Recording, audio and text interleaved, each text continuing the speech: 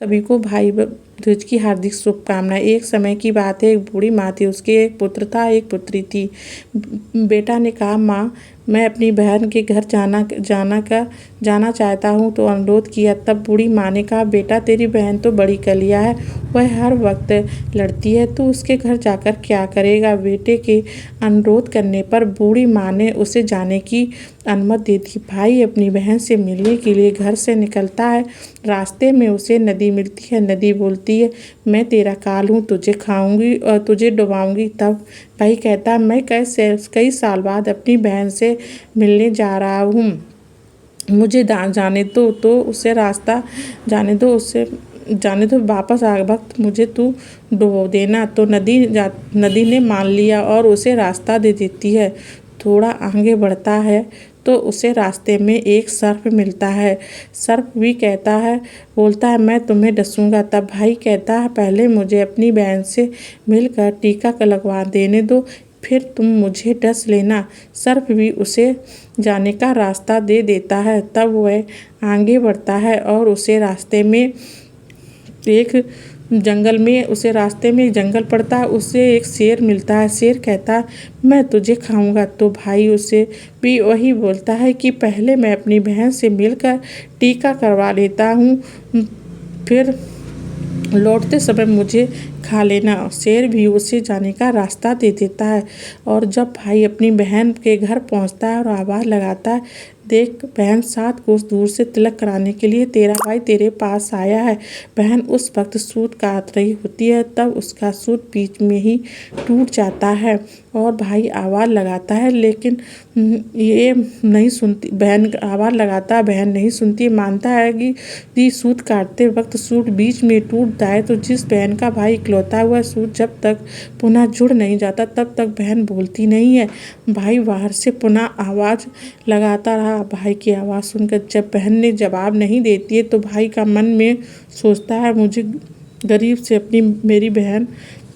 से मेरी बहन बात नहीं करना चाहती है और माँ सही कह रही थी, मुझे यहाँ नहीं आना चाहिए। ये सोचकर भाई वापस जाने लगता है। इतने में बहन का सूत पुनः जुड़ जाता है और भाई को आवाज़ देती है और उसकी तरफ दौड़ती है। उसे बात न करने का कारण बताती है। बहन बड़े प्यार और स्नेह के साथ अपने भाई को अपने घर ले जाती है और वह अपनी सहेली पड़ोसन के घर जाती है और उससे पूछती है, सहेली कोई जान से भी प्यारा मेहमान आए तो क्या करना चाहिए। पड़ोसन मजाक में कह देती है, तेल से चौका लगाना चाहिए और घी में चावल पकाने चाहिए। भोली बहन पड़ोसन का मजाक नहीं समझ पाती है और पैसा ही करती है, और ना तो चौका सूखता है और ना ही चावल सींचते हैं। इधर भूखा भाई उससे कहता है, बहन भूख लगी है, खाना परोस दो। तब वह बहन बोली, भाई आज ना तो चावल सींच रहे हैं और ना ही चौका सूख रहा है। भाई ने पूछा, कैसे तूने चौका लगाया और कैसे तूने चावल चढ़ाए।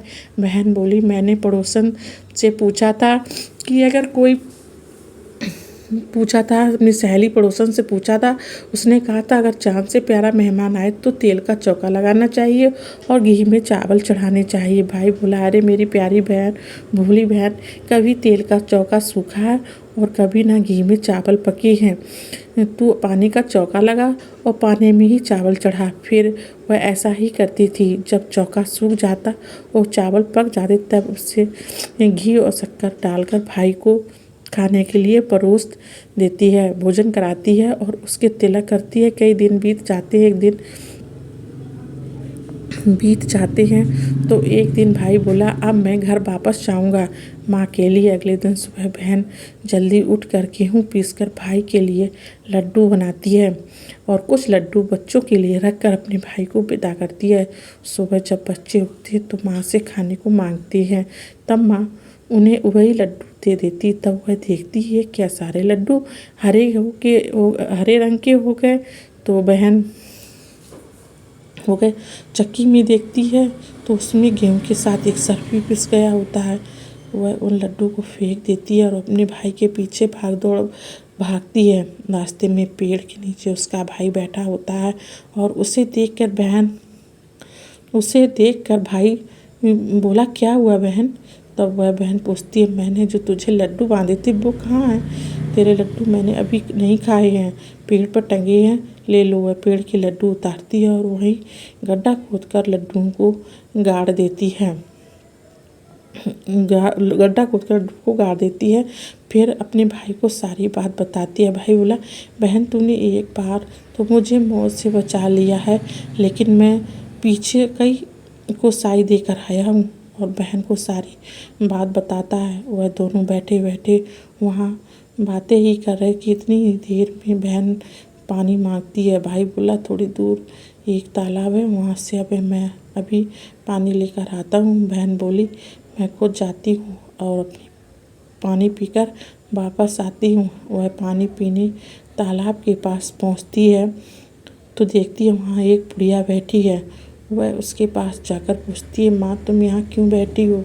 तब वह बुढ़िया बोलती है मैं विधाता हूँ, एक बहन के भाई की तान गाड़ रही हूँ।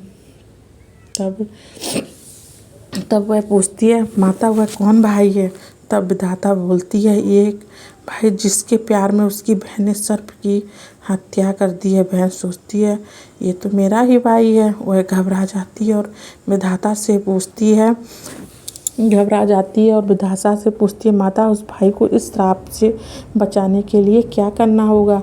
विधाता उससे बता देती है कि उसकी एक बहन है तो वह उससे गालियाँ दे। उसकी शादी होने तक यदि वह घर घात को टाल लेती है तो उसका भाई बच सकता है। और वो तुरंत अपने भाई के पास जाकर वह तुरंत कहती है भाई मैं तुझे माँ के घर तक छोड़ने चलूँगी, लेकिन रुक मैं अभी आती हूँ। वह शेर के लिए मांस, सर्प के लिए दूध और नदी के लिए ओढ़नी लेकर आती है और दोनों भाई बहन आगे बढ़ते हैं। रास्ते में उन्हें पहले शेर मिलता है। जैसे ही वह भाई को खाने के लिए आगे बढ़ता है बहन उसके आगे मांस का टुकड़ा डाल देती है। शेर मांस के टुकड़े खाने में लग जाता है और आगे बढ़ते हैं। दोनों भाई बहन आगे बढ़ते हैं। आगे उन्हें वह सर्प मिलता है और सर्प ही जैसी सर्प उन्हें डसने के लिए आगे आता है बहन सर्प के आगे दूध का प्याला रख देती है। सर्प दूध पीने लगता है। वह दोनों जब आगे चलते हैं और जैसे ही आगे वो चढ़ते हैं रास्ते में उन्हें नदी मिलती है जो भाई को डुबाने को तैयार होती है, पर वह बहन नदी को ओढ़नी उड़ा देती है। खुश होकर नदी रास्ता दे देती है। जब वह दोनों भाई बहन आगे बढ़ते हैं और अपने घर जाते हैं बेटी को देखकर माँ बहुत खुश हो जाती है, पर बहन उसी समय भाई को गाली देने लगती है। तब माँ बेटे से कहती है इस कलिया बहन को क्यों ले आया? तब भाई बोलता है माँ बहन तो बहुत अच्छी थी, पता नहीं पर इसे आते ही क्या हो गया। थोड़े दिनों में भाई का रिश्ता आ जाता है। तब वह कहते हैं बहन पागल तो है पर भाग्यवान है। पर जब ससुराल वाले सगाई के लिए मिठाई लाते हैं तो बहन कहती है इसकी मिठाई क्यों बांट रहे हो? बांटते हो पहले मेरी मिठाई बांटो। कई बड़े बुजुर्ग बोले इसे भी भाई के साथ बिठा दो। सगाई शुरू होती है, वहाँ आग लग जाती है तो बहन को तो पता ही था कि उसके भाई का घात है। उसने तुरंत वह आग बुझा दी। अब कुछ दिनों बाद शादी के कार्यक्रम शुरू होते हैं, परंतु बहन हर समय भाई के साथ रहती है। जब भाई की निकासी होने लगी तो बहन बोली अरे इसकी निकासी क्या करते हो, पहले मेरी निकासी करो। और इसे दूसरे पीछे के दरवाजे से लेकर जाओ। बहन के इतने बोलते ही आगे का दरवाज़ा टूट कर गिर जाता है। सब कहते हैं भले ही बहन कलिया है पर बराबर भाई की जान बचा रही है। जब भाई इस फेरों में बैठता है तो फिर बहन कहती है इसकी जगह मैं फेरों में बैठूंगी। शादी के बाद जब दूल्हा दुल्हन की रात जगती है तो बहन कहती है इसकी नहीं, पहले मेरी रात जगाओ। कई लोग बोले बीच में पर्दा लगाकर इसे भी साथ में सुला दो। रात में जब भाई और भाभी सो जाते हैं तब वहाँ एक सर्प आता है। बहन तो तैयारी में बैठी थी, वह उसे पकड़कर टोकरी में रख कर सो जाती है। आज वह कई दिनों में निश्चित होकर निश्चित होकर आराम से सोती है। इधर उसकी माँ सोचती है बेटी के उठने से पहले ही मेहमानों को विदा कर देती है, वरना फिर शोर मचाएगी। जब बेटी उठकर देखती है तो घर में कोई नहीं दिखता है। तब वह माँ से पूछती है, माँ सब मेहमान कहाँ चले गए हैं?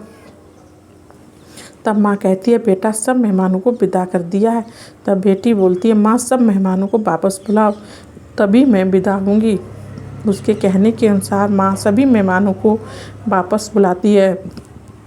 तब वह माँ से कहती है, माँ आज के दिन के लिए ही मैंने पालने में भूत और चूहे पर दूध छोड़ा था, पर पागल हो गई थी। मेरे इस भाई पर 7 घात थी, वह टालने के लिए मैं ऐसा कर रही थी।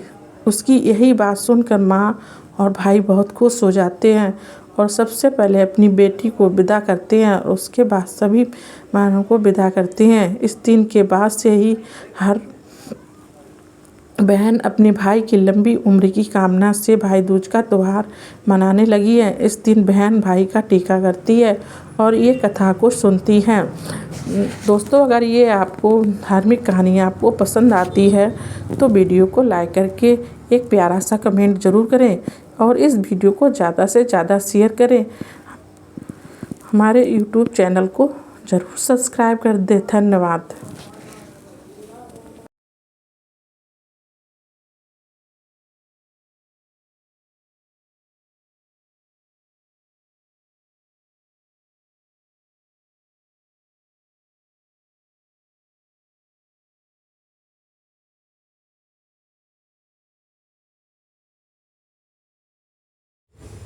हेलो मित्र।